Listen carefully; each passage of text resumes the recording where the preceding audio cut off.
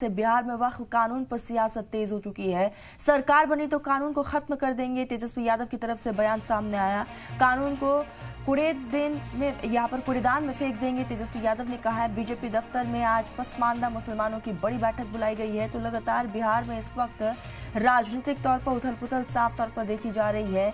बिहार में वक्फ कानून की एक तरफ मुखालिफत देखी गई और ऐसे में तेजस्वी यादव का बयान सामने आता है कि अगर बिहार में हमारी सरकार बनती है तो हम वक्फ कानून को रद्द कर देंगे। सरकार बनी तो कानून को खत्म करने का वादा तेजस्वी यादव ने किया है। कानून को कूड़ेदान में फेंक देंगे, तेजस्वी यादव की तरफ से कहा गया।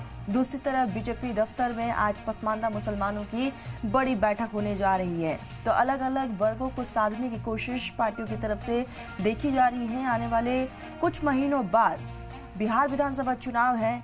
पार्टी लगातार जनता के बीच जा रही है, अपनी उपलब्धियों को उनके सामने रख रही है और इसी बीच जो है एक दूसरे पर वार पलटवार का सिलसिला भी जारी है।